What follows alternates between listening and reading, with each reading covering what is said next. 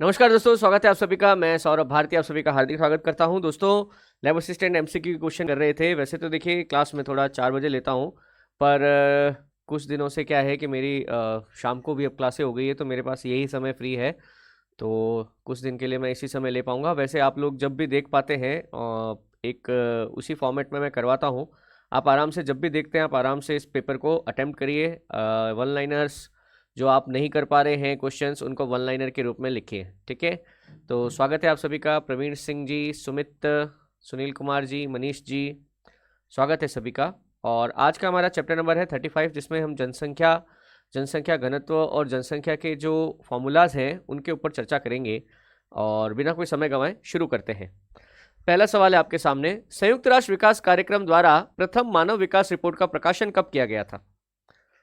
हमारी जो HDI report आती है ना, ह्यूमन डेवलपमेंट इंडेक्स, उसका पहली बार प्रकाशन कब किया गया था? नमस्कार नरेश जी, स्वागत है आपका भी।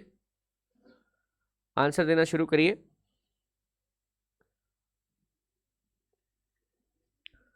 संयुक्त राष्ट्र विकास कार्यक्रम UNDP, जिसकी स्थापना 1965 में एलन क्लार्क की अध्यक्षता में की गई थी। UNDP है ना, 1965 एलन क्लार्क। और उसके बाद 1990 के अंदर, है ना, कब? 1990 के अंदर पहली मानव विकास रिपोर्ट प्रकाशित हुई थी। प्रतिवर्ष प्रकाशित होती है ना।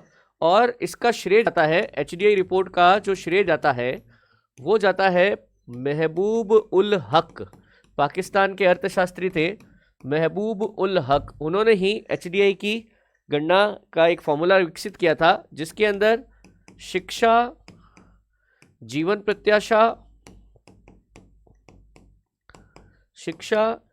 प्रत्याशा और प्रति व्यक्ति आय, क्या?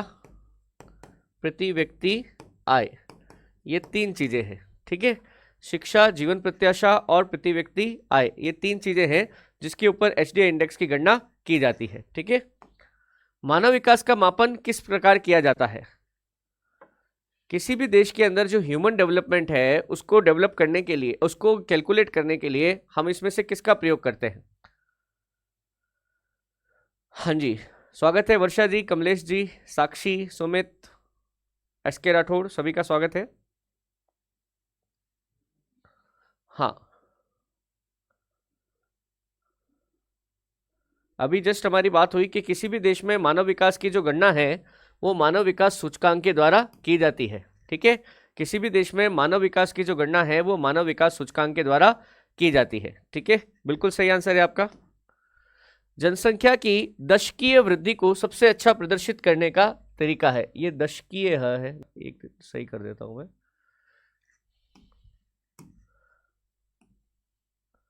दशकीय वृद्धि को, ठीक है। स्वागत है ज्योति जी, स्वागत है दीपक जी, स्वागत है।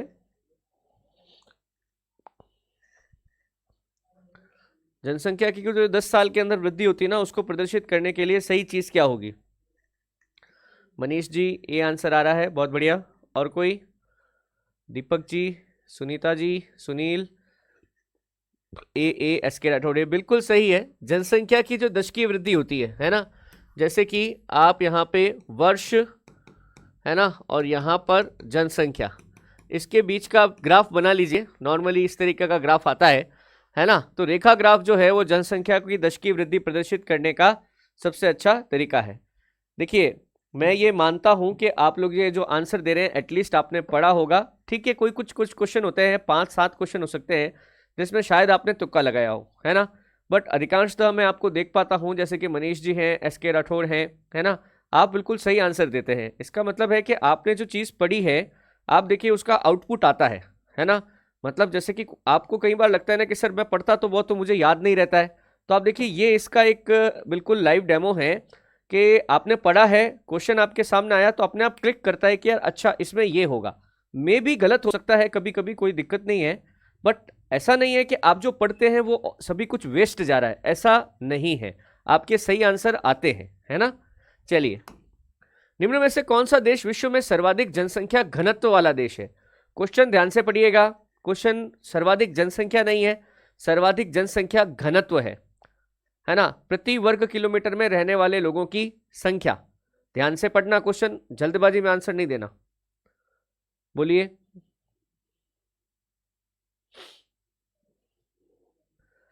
क्षेत्रफल किसी देश का जितना कम होगा जनसंख्या घनत्व उतना ज्यादा होगा। समझ रहे हैं आप? जितना क्षेत्रफल कम जनसंख्या घनत्व उतना ज्यादा। बोलिए।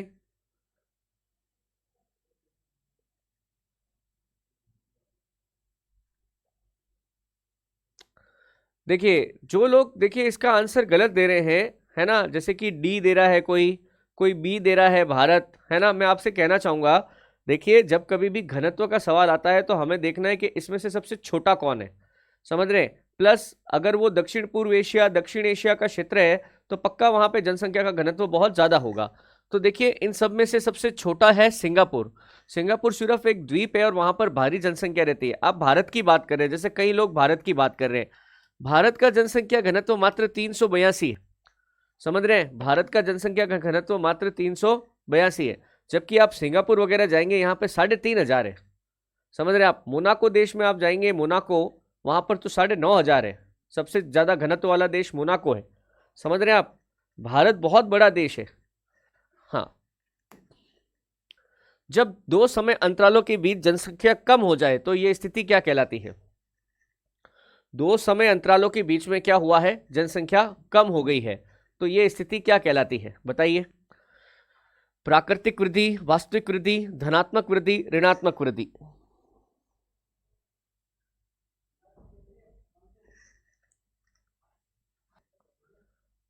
जनसंख्या का घटना क्या कहलाता है? जनसंख्या का घटना क्या कहेंगे?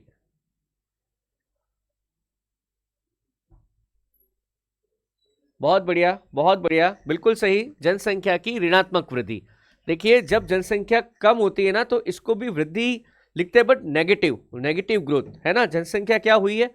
कम हुई है, तो इसे ऋणात्मक वृद्धि कहा जाता है। समझ रहे हैं आप? बिल्कुल सही आंसर है। जननांकीय संक्रमण सिद्धांत की किस अवस्था को जनसंख्या विस्फोट या संक्रमण की अवस्था कहते हैं?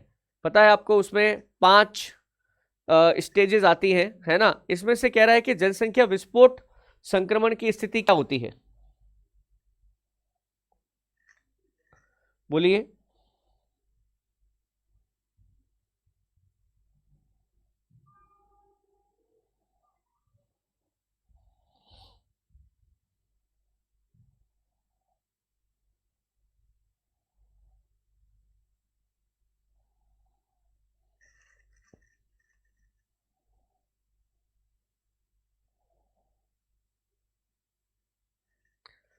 देखिए बिल्कुल सही आ रहा है आपका आंसर, है ना, बी।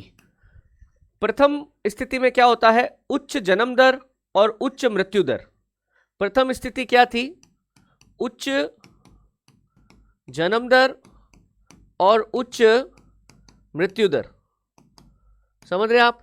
तो क्या होता है, जनसंख्या एक लेवल पे बनी हुई रहती है, बट सेकंड में क्या होता है? उच्च जन्म दर, स्वास्थ्य सुविधाएं इंप्रूव हो जाती है, और निम्न मृत्यु दर हो जाती है, निम्न मृत्यु दर हो जाती है। समझ रहे हैं आप? तो इसका मुख्य कारण होता है स्वास्थ्य सुविधाएं। देखिए जितनी ज्यादा स्वास्थ्य सुविधाएं होंगी, है ना, उतना ज्यादा क्या होगा? जनसंख्या में वृद्धि होगी, क्योंकि लोग पैदा ज्यादा हो रहे हैं पर मर कम रहे हैं। तो ऐसी स्थिति में क्या होगा? जनसंख्या का विस्फोट हो जाएगा। ठीक है, तो बिल्कुल सही है आपका। कौन सी अवस्था नगरीय विकास की चरमावस्था की द्योतक है?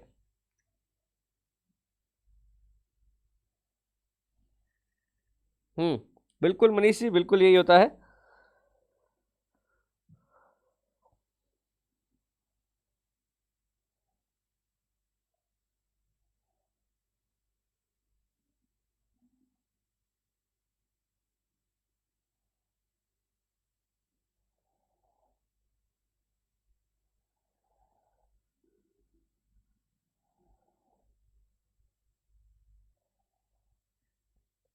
क्या कहोगे? जल्दी आंसर दो।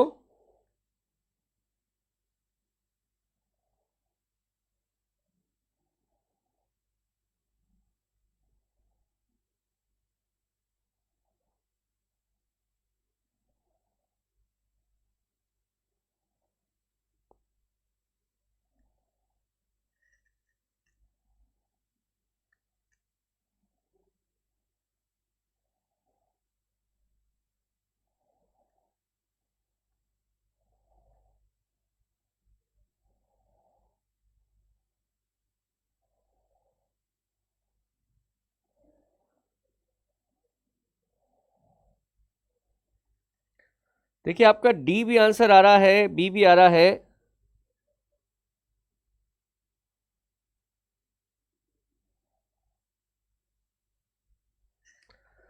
देखिए इसका सही आंसर है मेगालोपोलिस, है ना।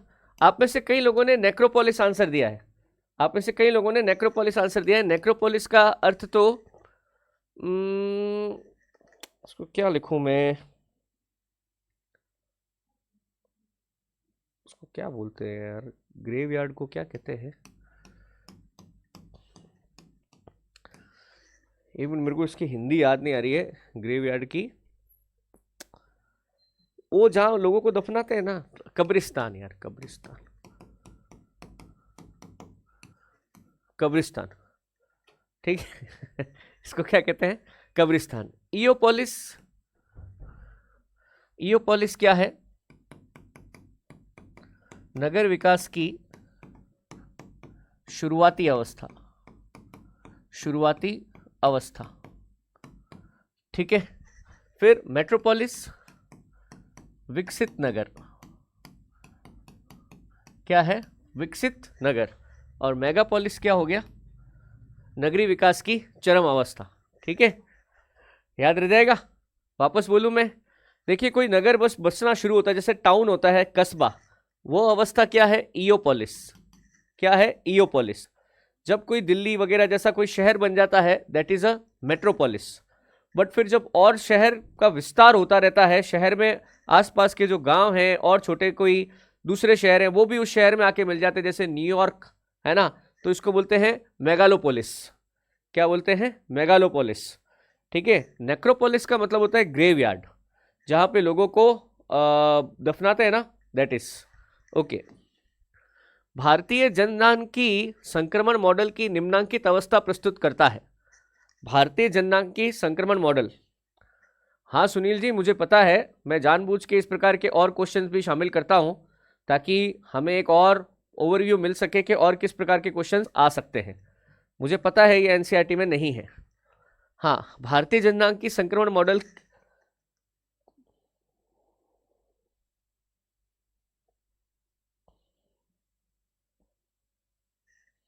हम्म,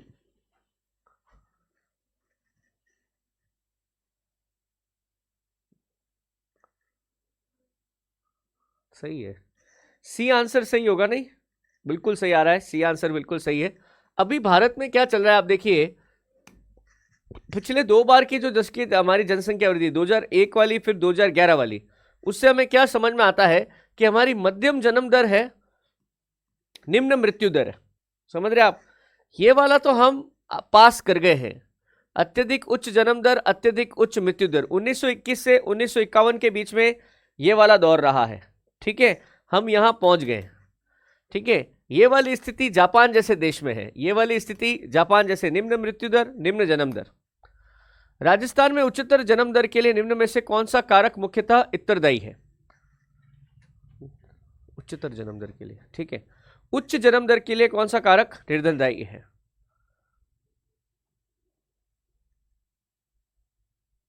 दिख तो रहा है ना आपको।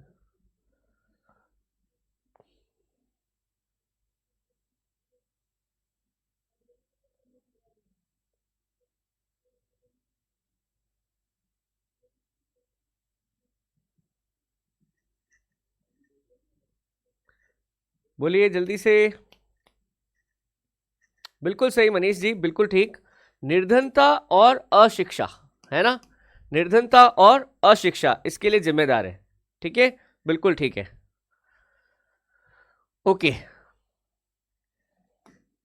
निम्न में से कौन जनसंख्या वृद्धि के सही जनसांख्यिकी समीकरण को दर्शाता है,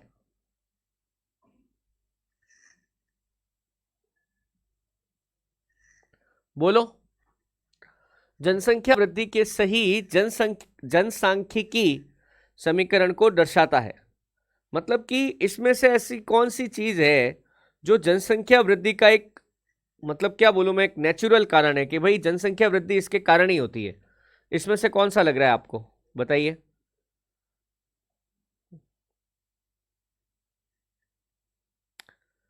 बी, मनीष, मनीषा बी, मोनू, नेहा, बिल्कुल सही है। प्राकृतिक वृद्धि और निबल प्रवसन।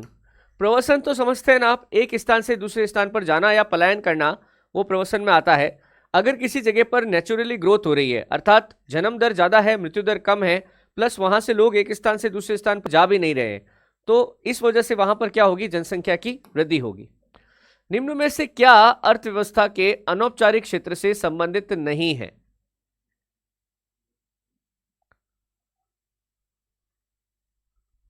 अनौपचारिक है ना, ठीक है, अनौपचारिक में आएगा ये, ठीक है, बताओ। अनौपचारिक क्षेत्र से संबंधित नहीं है, अर्थव्यवस्था का बाजार,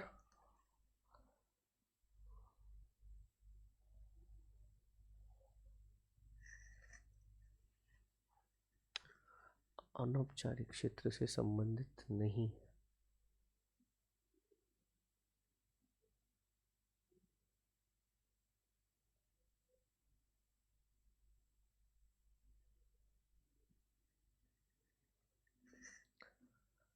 देखिए इसमें क्या होता है, अर्थव्यवस्था के, देखिए बाजार है ना, बाजार का प्रकार। देखिए अर्थव्यवस्था वैसे तो तीन प्रकार की होती है ना, और तीन प्रकार की मतलब कि अर्थव्यवस्था का जो हमारा है ना, प्राथमिक द्वितीयक तृतीयक क्षेत्र, या फिर पूंजीवादी अर्थव्यवस्था, समाजवादी अर्थव्यवस्था, या मिश्रित अर्थव्यवस्था, है ना।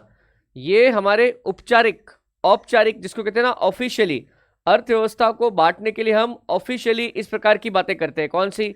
पूंजीवादी, समाजवादी और मिश्रित अर्थव्यवस्था। अनौपचारिक रूप से, अनौपचारिक रूप से हम अर्थव्यवस्था को किस प्रकार से बांटते हैं कि भाई बाजार किस प्रकार का है, सीमित पूंजी का बाजार है, उच्च पूंजी का बाजार है, यहां पे बहुत हाई वैल्यू के प्रोडक्ट बिक सकते हैं क्या, ये अनौपचारिक है। फिर देखो अकुशल, अर्धकुशल, श्रम शक्ति। अब हम क्या लेते हैं, औपचारिक रूप से श्रम शक्ति लेते हैं। 18 से 55 वर्ष का कोई भी व्यक्ति जो काम करने लायक है, हम उन सबको जोड़ लेते हैं। बट सच बात क्या है, अब अनौपचारिक रूप से क्या करेंगे, सच बात क्या है कि भाई उसमें 18 से 55 में कौन कुशल है, कौन अकुशल है, कौन अर्धकुशल है, समझ रहे, वो अनौपचारिक हो गया। मतलब बाजार का प्रकार और ये श्रम शक्ति वाला अनौपचारिक क्षेत्र है, ठीक है। फिर देखिए नीचे हो गया पूंजीवादी अर्थव्यवस्था, ये तो औपचारिक क्षेत्र में आती है। अस्थायी तथा अस्थिर आय, ये भी औपचारिक क्षेत्र में आती है ना। तो इसका एक्चुअली आंसर होगा सी। जैसे मैं लिख देता हूं, अर्थव्यवस्था के औपचारिक और अनौपचारिक, ठीक है। औपचारिक में क्या आता है, अर्थव्यवस्था का प्रकार, अर्थव्यवस्था का प्रकार। इधर आ जाता है बाजार का प्रकार, बाजार का प्रकार। फिर इधर आ जाता है कि कार्यशील जनसंख्या, काम करने वाली जनसंख्या, कार्यशील जनसंख्या। इधर आ जाता है कार्यशील जनसंख्या का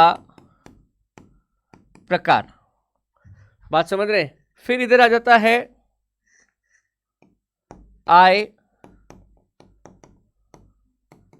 के प्रकार, इधर आ जाता है आय के स्रोत, समझ रहे आप, ये ऐसे बांटा गया है। ये नील घाटी तथा जावा द्वीप में उच्च जनसंख्या घनत्व होने के प्राथमिक कारण क्या है? नील नदी की घाटी और जावा द्वीप में, नील नदी की घाटी, आराम से, ये नील नदी है, नील नदी, भले ही नदी नहीं लिखा हुआ है, नील नदी की घाटी,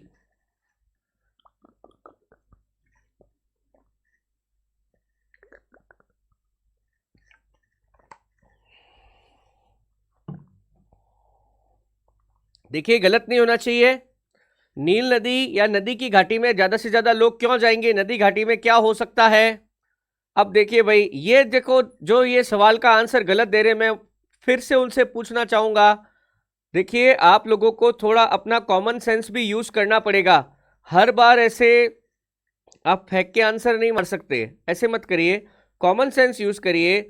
नदी की घाटी में, नदी के आसपास ऐसा क्या मिलेगा कि लोग वहां पे बसना चाहेंगे? सोच के देखिए ना एक बार। अरे भाई, सबसे पहले व्यक्ति को मूलभूत आवश्यकताएं पूरी करनी होती है, रोटी, कपड़ा, मकान, नदी घाटी का उपयोग यह है कि आपको पानी मिल जाएगा, आपको भोजन मिल जाएगा, आप वहां कृषि कर पाओगे। औद्योगिकरण तो बात अलग है, औद्योगिकरण से पेट नहीं भरता है, पहले पेट भरना पड़ता है, समझ रहे हैं आप।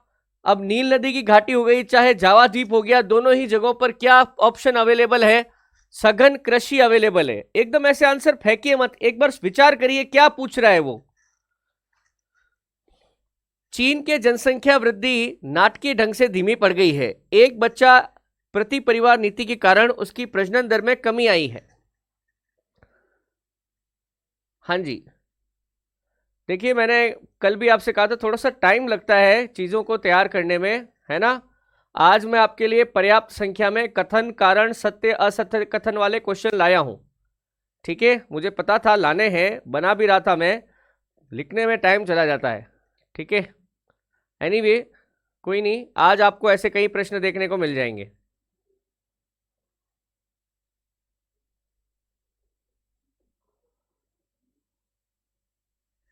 आपको पता होगा कि चीन ने काफी पहले वर्ष 1990 के अंदर ही अपने देश में एक परिवार एक बच्चा नीति लागू की थी कि कोई कपल जो है एक से ज्यादा बच्चा पैदा नहीं करेगा। पर धीरे धीरे एक समस्या सामने आई कि चीन के अंदर लगातार कार्यशील लोगों की जो जनसंख्या है उसमें लगातार कमी आने लग गई। प्लस लोगों के अंदर भी ये बात होने लग गई कि अगर एक से अधिक बच्चे हो गए तो हमारे ऊपर जो हमारी सरकार है वो विभिन्न प्रकार के जुर्माने लगा सकती है, इस तरह की सजा का प्रावधान हो सकता है। लोगों ने शादियां करनी ही बंद कर दी, समझ रहे हैं आप। तो उल्टा हो गया, प्रजनन दर में कमी आ गई दोनों तरफ से। तो ए और आर दोनों सही है तथा ए और आर दोनों सही है तथा ए की सही व्याख्या भी आर करता है। ठीक है, ओके। चीन एशिया का सर्वाधिक घना आबाद देश है। लाल बेसिन चीन का सर्वाधिक घना क्षेत्र है। शंघाई चीन का सबसे बड़ा नगरीय समूह है। बोलिए। हाँ,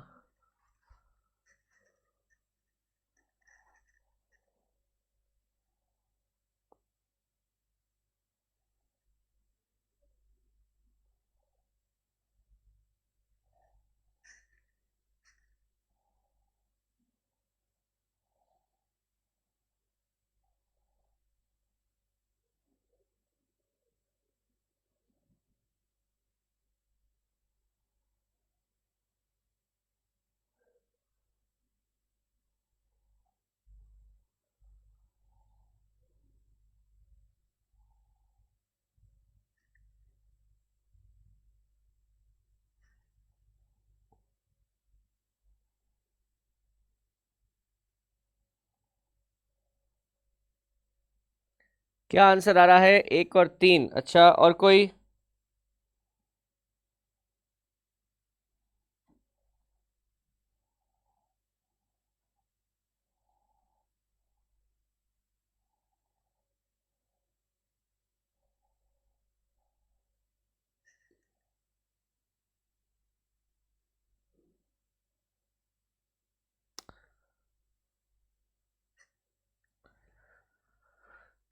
यार इसमें कुछ छोटी सी गड़बड़ लग रही है मुझे, कुछ छोटी सी गड़बड़ हो रही है एक्चुअल में ना।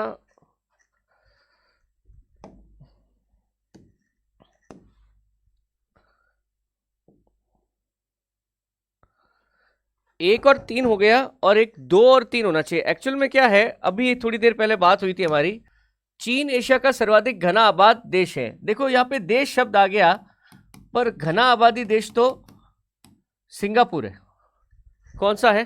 सिंगापुर। तो ऑप्शन ए सही नहीं हो पाएगा, है ना। प्लस इसमें एक बात और है, एशिया में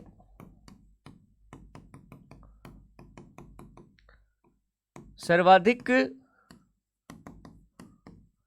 घनी आबादी मकाऊ चीन में रहती है। ठीक है, अब ये मकाऊ जो है, मकाऊ ये चीन का प्रशासनिक क्षेत्र है।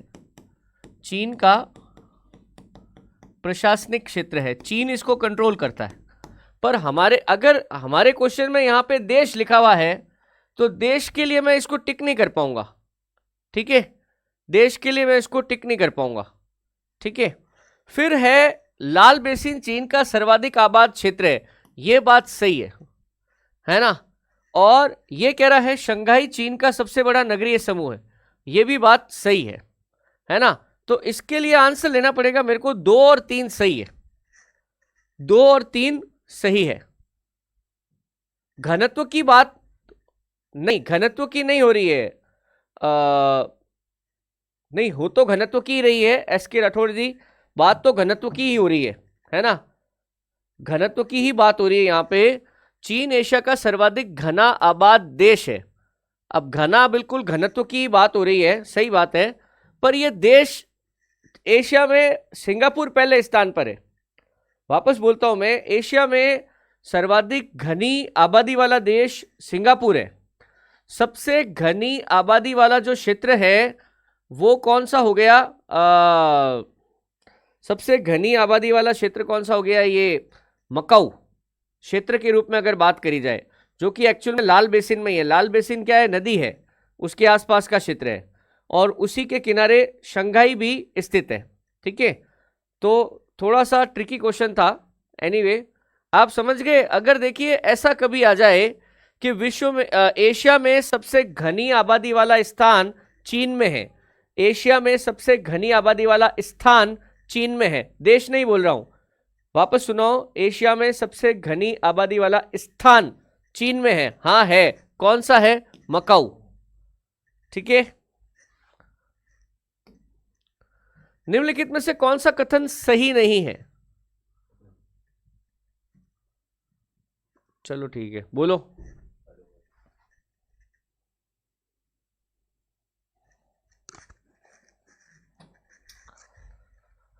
कौन सा कथन सही नहीं है,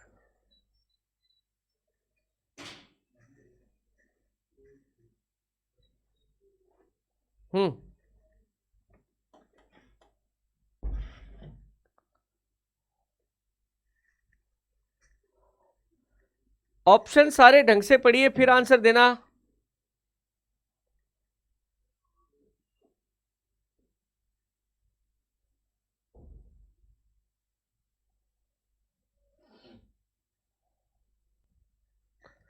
देखिए ये विश्व की 90% जनसंख्या उत्तरी गोलार्ध में रहती है, सही बात है। 20 से 40 डिग्री उत्तरी अक्षांश के बीच में विश्व की 50% जनसंख्या रहती है, सही बात है। 0 से 20 डिग्री उत्तरी अक्षांश के बीच एशिया की 10% जनसंख्या रहती है, यह भी सही बात है। 40 से 60 डिग्री उत्तरी अक्षांश के बीच में एशिया में विश्व की 50% जनसंख्या रहती है, यह गलत है भाई। आप इसमें देखो ना, इसमें सीधा सीधा पता चल रहा है भारत देखो आप, भारत विश्व में हम सर्वाधिक जनसंख्या वाले देश हैं, ठीक है। और हमारा अक्षांश विस्तार 8 डिग्री 4 मिनट उत्तर से 37 डिग्री 6 मिनट उत्तर के बीच में, मतलब इसमें हम आ ही नहीं रहे, इसमें हम आ ही नहीं रहे, चौथे वाले में, डी वाले में, डी में हम कहाँ आ रहे हैं बताओ। तो ये आंसर हो ही नहीं सकता कि विश्व की 50% जनसंख्या कहाँ, हो ही नहीं सकती, ठीक है। विकसित देशों में विकासशील देशों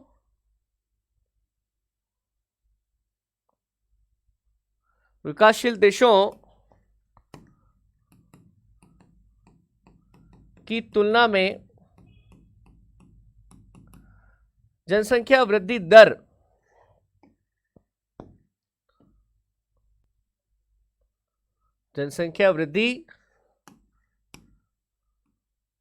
दर कम है। आर्थिक विकास कुल प्रजनन दर को घटाता है।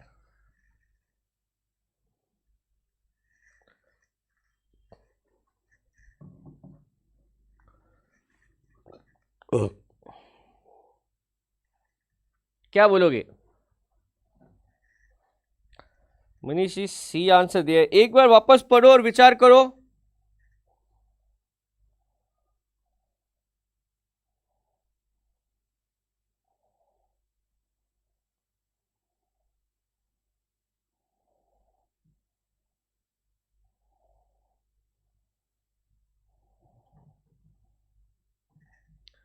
देखिए बिल्कुल सही बात है ये। विकसित देशों में विकासशील देशों की तुलना में जनसंख्या वृद्धि दर कम है। हाँ सही बात है। एक्चुअल में क्या होता है, जैसे जैसे आर्थिक विकास बढ़ता है, व्यक्ति की आय बढ़ती है, तो काफी सारी चीजें होती है, जैसे कि व्यक्ति को कैरियर सेट करने में, है ना, समय लग जाता है। आर्थिक विकास होने पर व्यक्ति ज्यादा भौतिकतावादी हो जाता है, स्वच्छंद हो जाता है, स्वतंत्र रूप से जीवन जीना चाहता है, ज्यादा जिम्मेदारियां उठाना नहीं चाहता, बिकॉज विकसित देशों में खर्चे ज्यादा है।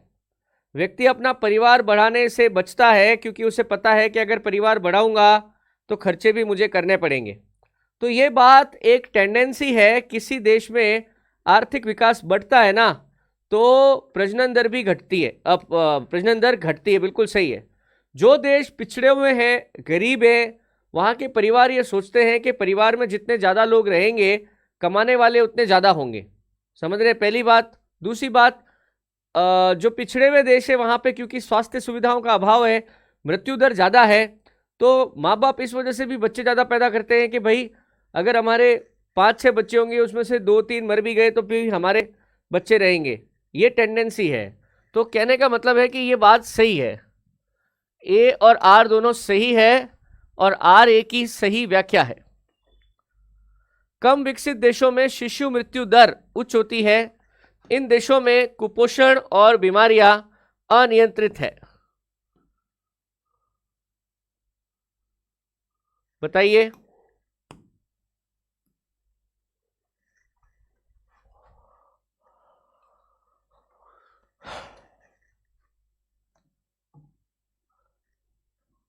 बोलिए।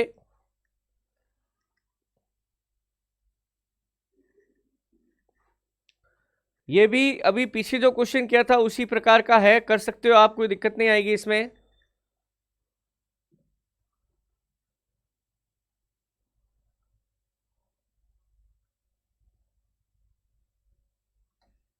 बिल्कुल ठीक। कम विकसित देशों में शिशु मृत्यु दर उच्च होती है, बिल्कुल ठीक बात है। क्यों भाई? वहां पे स्वास्थ्य सुविधाओं का अभाव है, इस वजह से कुपोषण और बीमारियां अनियंत्रित होती है। तो ए सही है और आर इसकी सही व्याख्या भी करता है। ए ऑप्शन बिल्कुल सही है। अब निम्न कथनों पर आप विचार करना है। जनसंख्या के अनुकूलतम सिद्धांत के अनुसार अल्प जनसंख्या वाले क्षेत्रों में जनसंख्या वृद्धि के साथ प्रति व्यक्ति आय में वृद्धि होगी। माल्थस के अनुसार प्रत्येक 20 वर्षों में जनसंख्या दोगुनी हो जाती है। माल्थस ने ब्रह्मचर्य, आत्मसंयम एवं विलंब से विवाह को कृत्रिम निरोध माना है। माल्थस के अनुसार युद्ध, अकाल, भूकंप तथा बाढ़ जनसंख्या वृद्धि के कुछ प्राकृतिक निरोध है। बताइए।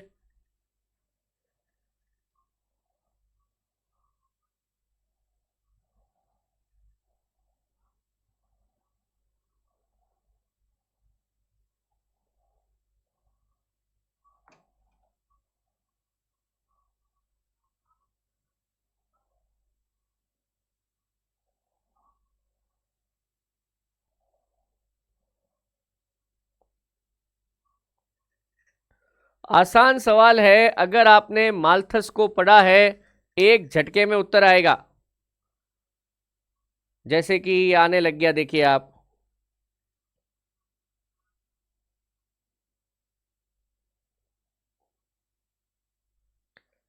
देखिए, जनसंख्या के अनुकूलतम सिद्धांत के अनुसार अल्प जनसंख्या वाले क्षेत्रों में जनसंख्या वृद्धि के साथ प्रति व्यक्ति आय में वृद्धि होगी, बिल्कुल सही बात है।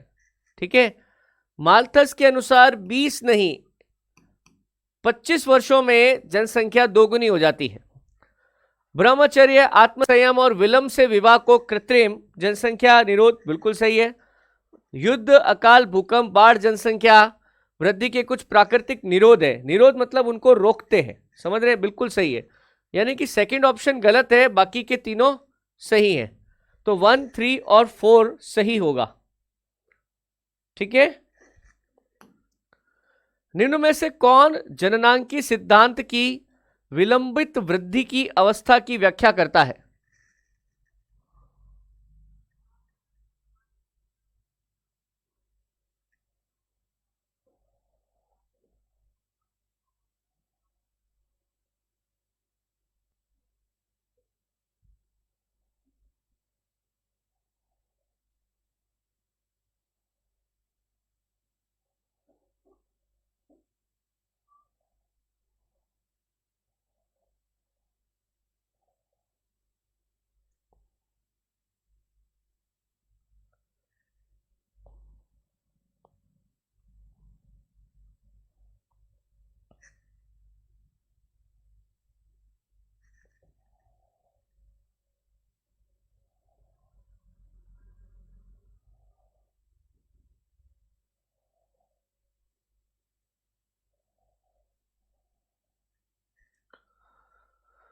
दोनों में कमी आती है ना, तीसरी स्थिति है शायद ये, बिल्कुल सही है, ये तीसरी स्थिति है। एक बार मैं भी हासमान में गड़बड़ हो गया मेरी भी, मैं कहा हासमान मतलब ऋणात्मक लिखना चाहिए था ना, एक बार मैं भी कंफ्यूज हो गया।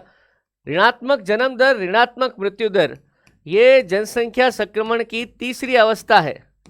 जब कोई देश विकसित देश की स्थिति में पहुंच गया है, तो विकसित देश की स्थिति में पहुंचने के बाद उसकी स्वास्थ्य सुविधा इतनी जोरदार है कि मृत्यु दर तो ऑटोमेटिकली कम हो गई, ठीक है।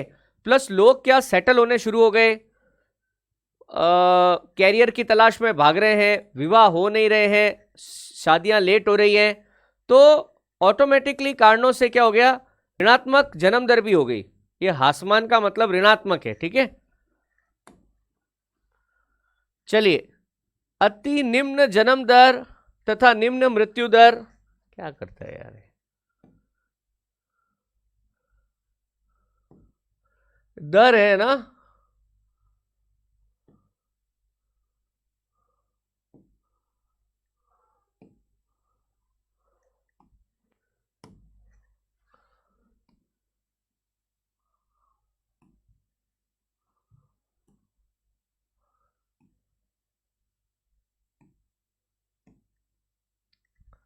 बोलो।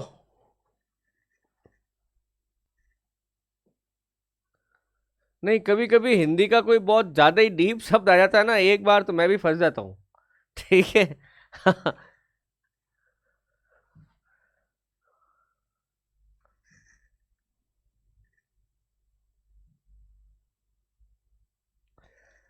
जननांगी संक्रमण का जो सिद्धांत है ना, उसकी अवस्था बता रहा है। पहली अवस्था क्या होती है जननांगी संक्रमण की, उच्च जन्म दर उच्च मृत्यु दर, उच्च जन्म दर उच्च मृत्यु दर, ये रहा। तो सबसे पहले लिखा जाएगा 3, ठीक है। फिर क्या होती है, स्वास्थ्य सुविधाएं इंप्रूव होती है ना। तो उच्च जन्म दर पर निम्न मृत्यु दर, क्योंकि स्वास्थ्य सुविधाएं बढ़िया इंप्रूव हो गई है, तो उच्च जन्म दर निम्न मृत्यु दर, ये दूसरी अवस्था है। कहां लिखा हुआ है, दूसरा ऑप्शन। फिर देखो क्या होता है, अपन एक बार सेटल हो गए हैं, एकदम विकास की अवस्था की तरफ भाग रहे हैं, तो क्या हो गया, निम्न जन्म दर और निम्न मृत्यु दर। क्यों, क्योंकि स्वास्थ्य सुविधाएं बेस्ट है, लोग मतलब मर कम रहे हैं, पर लोग कैरियर के प्रति बहुत ज्यादा भागादौड़ी कर रहे हैं, शादियां नहीं कर रहे हैं, बच्चे पैदा नहीं कर रहे हैं, तो निम्न जन्म दर भी हो गई, ठीक है। तो ये कहां लिखा है, 4 नंबर पे, 3 2 4, 3 2 4 1, ठीक है। फिर चौथी अवस्था क्या है कि अति निम्न जन्म दर, समझ रहे हैं आप, लोगों में शादी का कंसेप्ट ही खत्म हो गया है। चौथी अवस्था यानी कि 3 2 1 4, ए ऑप्शन बिल्कुल सही है, ठीक है। किसी भौगोलिक क्षेत्र की जनसंख्या के आकार में एक निश्चित समय में होने वाले परिवर्तन को क्या कहा जाता है। एक छोटी सी बात, और ये क्वेश्चन एग्जाम के आने लायक है, इसको जरूर जरूर याद करें, ठीक है, इसमें से ही क्वेश्चन आएगा। किसी भौगोलिक क्षेत्र की जनसंख्या के आकार में निश्चित समय में होने वाले परिवर्तन को क्या कहा जाता है।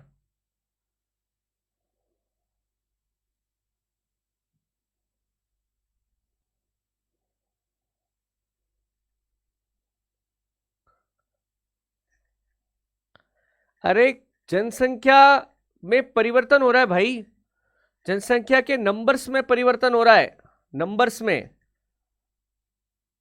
हाँ मनीष जी, बिल्कुल, हाँ बिल्कुल, जनसंख्या वृद्धि को कहते हैं ना, ये तो इकाई क्षेत्रफल में रहने वाले लोगों की संख्या, यह कहलाएगी जनसंख्या घनत्व।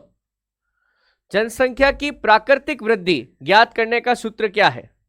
एक नॉर्मल अगर अपन पूछें तो जनसंख्या की प्राकृतिक वृद्धि कैसे निकालते हैं, जनसंख्या की वृद्धि कैसे पता लगाते हैं, बताइए।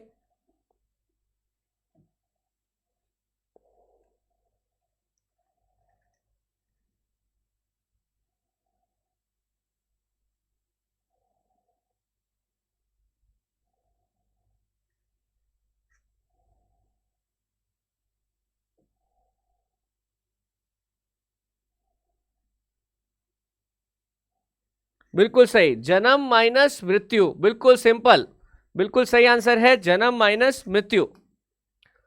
अशोधित जन्म दर क्रूड बर्थ रेट की गणना कितने व्यक्तियों के आधार पर की जाती है?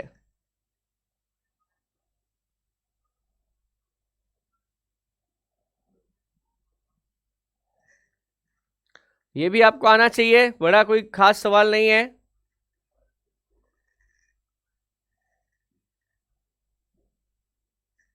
ये गलत मत करना भाई, एग्जाम में आने लायक सवाल है, गलत मत करिएगा।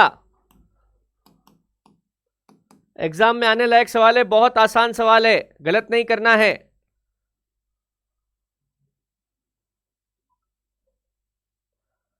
अरे आपने नहीं देखा क्या, जैसे हम लिंगानुपात वगैरह भी तो निकालते हैं, लिंगानुपात, जन्म दर, मृत्यु दर, ये प्रति हजार पे निकालते हैं, नहीं निकालते क्या?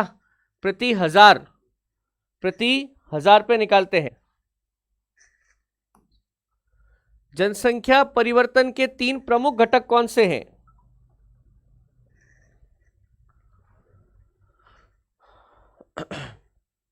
जनसंख्या परिवर्तन के 3 प्रमुख घटक।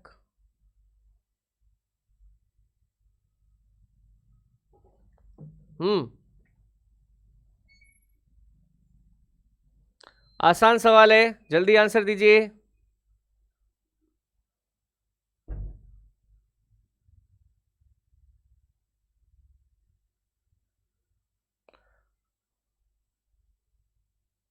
पीछे वाला क्वेश्चन 1 मिनट अभी देख लेते हैं। देखिए, जन्म, मृत्यु और प्रवास, बिल्कुल सही है, जन्म, मृत्यु और प्रवास। एस के राठौर जी, क्या दिक्कत हुई बताइए मेरे को।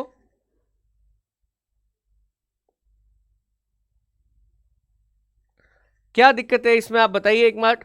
अशोधित जन्म दर प्रति 1000 बच्चों पर कितने कितने बच्चे मृत पैदा हुए, समझ रहे? प्रति 1000 महिलाओं का जो प्रसव हुआ उसमें कितने बच्चे मृत पैदा हुए, that is crude birth rate, CBR, अशोधित जन्म दर। ये हमेशा 1000 पे ही होता है, इससे और पिछले वाला। हाँ बोलिए, इसमें क्या दिक्कत है?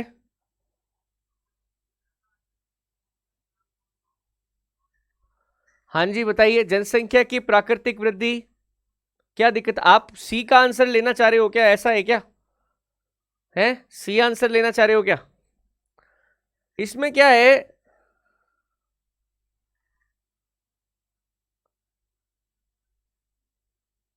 नहीं नहीं नहीं नहीं, अगर ऐसा है तो आप उसको चेंज कर लीजिए। मान लीजिए मेरे से गलती हो गई है तो 1000 करो भाई, उसको चेंज कर लो, मैं भी चेक करता हूं अभी, ठीक है?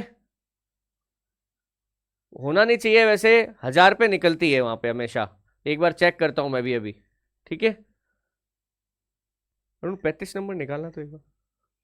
हाँ, इसमें सी नहीं हो पाएगा, इसमें प्राकृतिक वृद्धि दी गई है। प्राकृतिक वृद्धि में सिर्फ जन्म और मृत्यु की बात होती है, समझ रहे आप? प्राकृतिक वृद्धि में सिर्फ जन्म और मृत्यु की बात होती है। ओके ओके ठीक है। हाँ, इसमें 1000 है, 1000, 1000 से आंसर होगा। एक बार मैं चेक कर लेता हूं अभी, है ना? ये ऊपर वाला, रुक जा, इसमें लिखा है ना यार,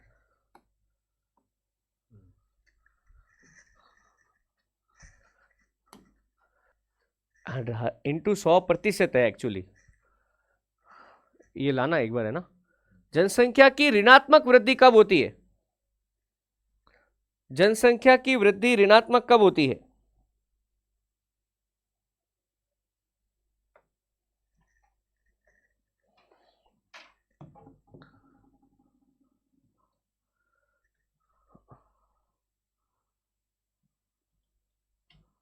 हाँ,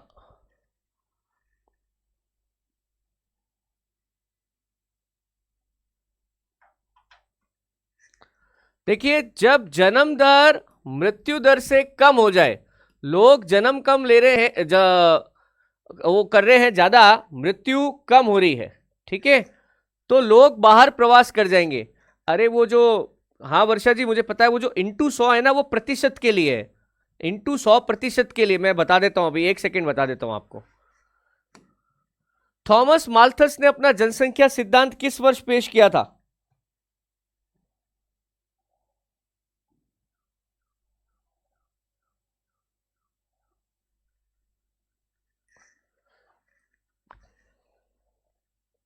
हम्म।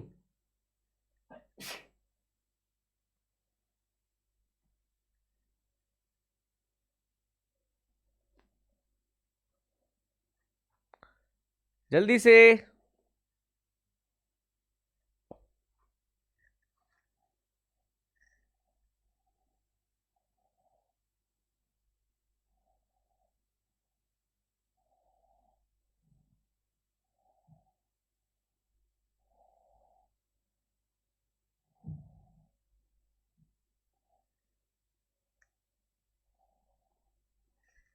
देखिए इसका सही आंसर है 1798। मुझे लगता है ये आपने नहीं पढ़ा हुआ है, इसलिए मैं देख रहा था सबने सी सी सी सी डाला है। कोई बात नहीं, इसको आप ऐड कर लीजिए कहीं पे, है ना। थॉमस माल्थस ने अपना सिद्धांत, है ना, एक्चुअल में an essay on the principle of population, principle of population, उसके अंदर इन्होंने ये पेश किया था, है ना, ध्यान रखिएगा 1798। फिर है वर्ल्ड पॉपुलेशन प्रोस्पेक्ट रिवीजन 2019 के अनुसार वर्तमान में वैश्विक जनसंख्या दर वृद्धि दर क्या है?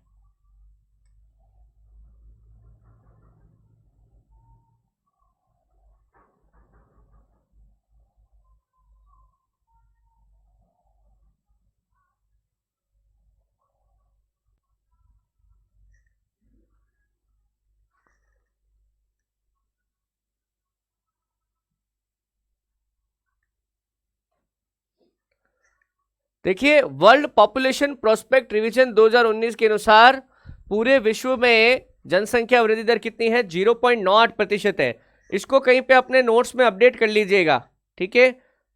ओके, विश्व की जनसंख्या किस वर्ष 7 अरब को पार कर गई?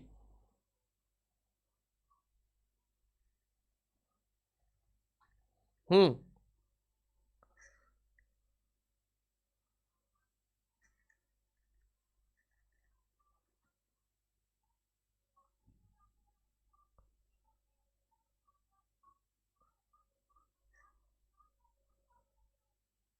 देखिए 31 अक्टूबर 2011 को यह घटना हुई थी। 31 अक्टूबर 2011, समझ रहे आप? जननांकीय संक्रमण सिद्धांत मूल रूप से किसने प्रस्तुत किया?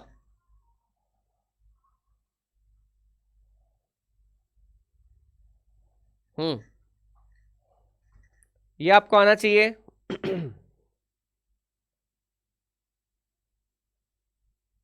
इस शब्द पे ध्यान देना, मूल रूप से, मूल रूप से।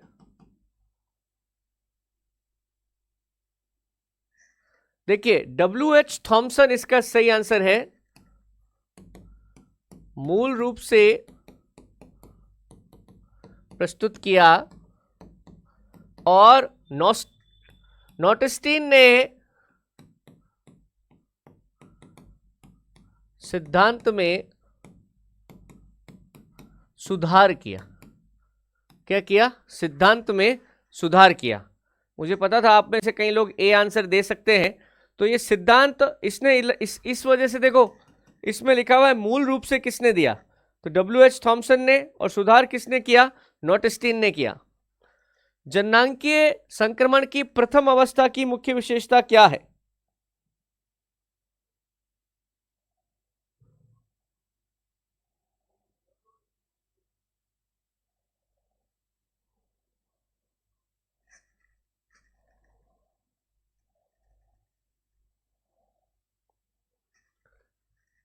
आसान सवाल, जल्दी जल्दी कर दीजिए, ये तो आपको आता है, रटा हुआ है, इसमें गलती नहीं करना। उच्च प्रजननशीलता अर्थात उच्च जन्म दर और उच्च मृत्यु दर, बिल्कुल ठीक आ रहा है, कोई दिक्कत नहीं। जननांकीय चक्र डेमोग्राफिक साइकिल क्या दर्शाता है?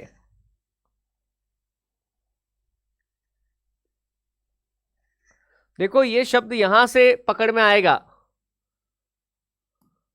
डेमोग्राफी। डेमोग्राफी क्या होती है? डेमोग्राफी, डेमोग्राफी से पकड़ो, ये क्वेश्चन डेमोग्राफी से आएगा।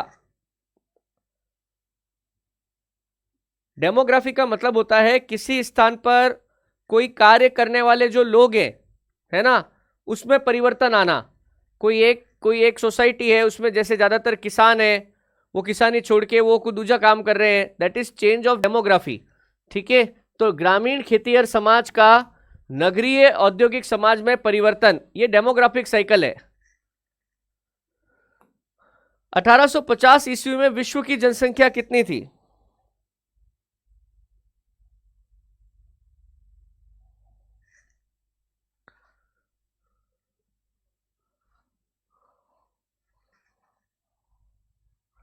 देखिए, ये क्वेश्चन इसलिए लिया गया है कि एक 100 साल का विस्फोट होता है जिसमें प्रथम बार जनसंख्या दो गुनी हो जाती है ना। तो एक्चुअल में 1750 में जनसंख्या 55 करोड़ थी, जो कि 1850 में कितनी हो जाती है? 133 करोड़ हो जाती है। समझ रहे आप? इसलिए ये क्वेश्चन लिया था मैंने। कर लोगे कि ये प्रथम विस्फोट कब आता है, जनसंख्या का प्रथम विस्फोट कब आता है? जब मतलब जनसंख्या दोगुनी हो जाती है कुछ सालों में। 100 सालों में जनसंख्या दोगुनी हो गई। जननांगीय संक्रमण की किस अवस्था में जनसंख्या विस्फोट की स्थिति बनती है?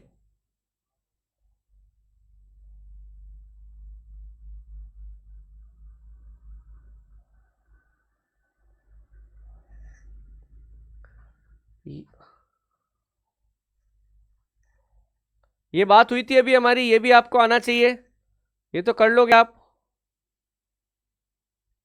बिल्कुल, द्वितीय अवस्था, उच्च जन्म दर, उच्च मृत्यु दर, है ना, स्वास्थ्य सुविधाएं बहुत अच्छी हो जाती है। जापान और कनाडा जननांगीय संक्रमण की किस अवस्था के उदाहरण है? जापान और कनाडा, अभी थोड़ी देर पहले मैंने आपको जापान का एक उदाहरण भी दिया था।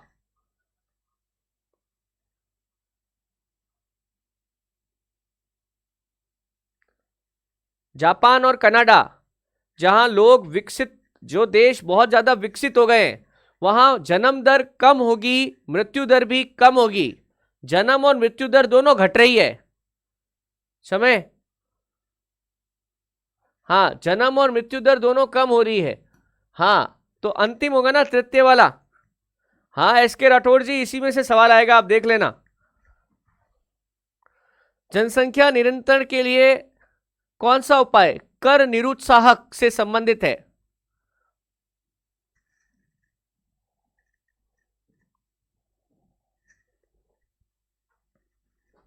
अगर जनसंख्या को नियंत्रण करना है तो इसमें से कौन सा उपाय कर कर निरुत्साहक, बोलो। देखो, कर की बात हो रही है, कर की, ध्यान देना इसमें, ऑप्शन सामने ही लिखा हुआ है। जो ज्यादा बच्चे पैदा करेगा उसके ऊपर टैक्स लगाना है, जो ज्यादा बच्चे पैदा करेगा उस पर टैक्स लगाना है, बड़े परिवारों पर कर लगाना, है ना, ये डराने वाली बात, कर निरुत्साहक इसको कहते हैं। वर्ष 1956 से 1974 के बीच 15 वर्षों में विश्व जनसंख्या में कितनी वृद्धि हुई है? यह भी एक विस्फोट है। कितनी वृद्धि हुई बताइए?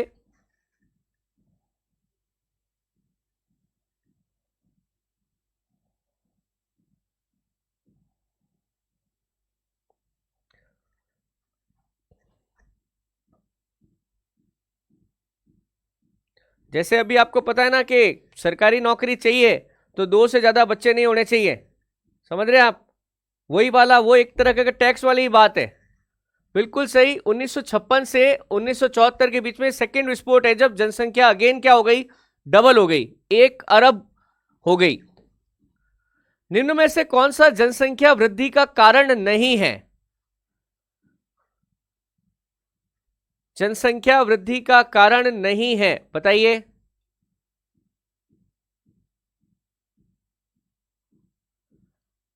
अरे, कर का मतलब लगान होता है, बिल्कुल सही बात है सुनील कुमार, टैक्स लगता है, टैक्स, टैक्स देते हैं ना, ये सब लगानी है, income tax, toll tax, sale tax, सब लगानी है, जीएसटी। हाँ,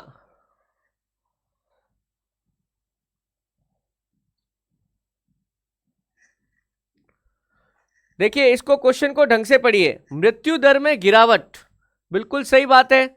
मृत्यु दर में कमी होगी तो जनसंख्या में वृद्धि होगी। वैज्ञानिक प्रगति, देखिए वैज्ञानिक प्रगति जितनी ज्यादा होगी स्वास्थ्य सुविधाएं उतनी अच्छी होगी, जन्म दर बढ़ेगी, मृत्यु दर घटेगी। तो वैज्ञानिक प्रगति भी सही बात है, वैज्ञानिक प्रगति नहीं हो सकता। अरे वैज्ञानिक प्रगति होगी तभी तो स्वास्थ्य सुविधाएं बढ़ेंगी आपकी। खाद्य पदार्थों में निश्चित आपूर्ति, वो हो ही नहीं रहा है क्या, भुखमरी हो ही नहीं रही है, तो सब कुछ ठीक है। साक्षरता और नगरीकरण में अत्यधिक वृद्धि, देखो साक्षरता में वृद्धि होगी, लोग समझेंगे, नगरीकरण बढ़ेगा, विकास बढ़ेगा, शादियां लेट होंगी या लोग बच्चे पैदा करने से बचेंगे, ज्यादा खर्चा उठाने से बचेंगे। तो ये जनसंख्या वृद्धि का नहीं है, ये जनसंख्या में कमी का कारण है। समझ रहे हैं? जननांकीय संक्रमण सिद्धांत के अनुसार मृत्यु दर में पहले कमी क्यों आती है?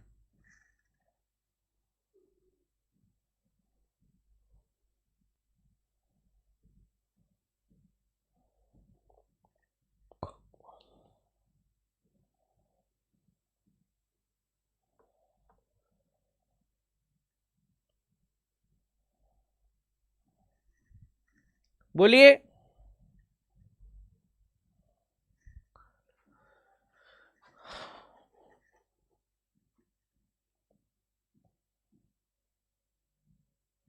देखिए आर्थिक क्रांति होने से विकास होता है, खाद्यान्न उपलब्ध होता है, लोगों को एक जगह रहने की वजह मिलती है, प्रवास कम होता है, ठीक है।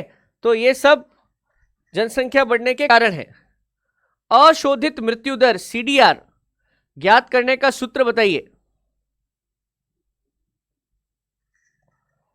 अशोधित मृत्यु दर सीडीआर,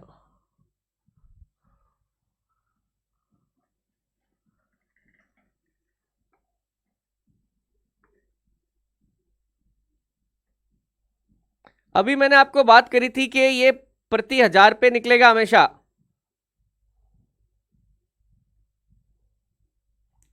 बोलो।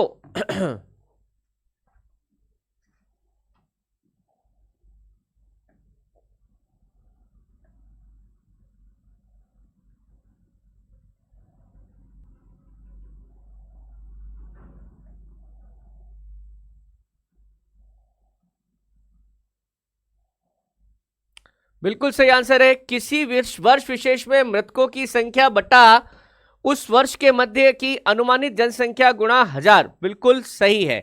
सी ऑप्शन आपका भी सही है। तो दोस्तों ये थे हमारे आज चैप्टर नंबर 35 के सवाल। उम्मीद करता हूं कि आप सबने अच्छे से ध्यान दिया होगा। पढ़ के आइए। अगला टेस्ट हमारा चैप्टर नंबर 36 का होगा। And please be prepare. मे भी देखिए मेरा टाइमिंग थोड़ा दिन के लिए ये रह सकता है ना, मुझे शाम को कुछ और क्लासेस करनी है इस वजह से, ठीक है। तो मे भी थोड़ा सा आपको ये टाइमिंग का इशू आ सकता है, बट कोशिश करिए थोड़ा साथ में एक घंटा आप मेरे लिए निकाल लें, इससे ज़्यादा आपका समय नहीं लूँगा मैं। तो कल चैप्टर नंबर 36 रहेगा, है ना। ओके, इसके आगे आगे चलते रहेंगे जब तक मानव भूगोल खत्म नहीं होगा। हम आगे पहले मानव भूगोल करेंगे, फिर आर्थिक भूगोल करेंगे, ठीक है। तो आज के लिए इतना ही। जो जो चीज़ें गलत हुई हैं वन लाइनर के रूप में ज़रूर लिखिएगा, ठीक है। Thank you.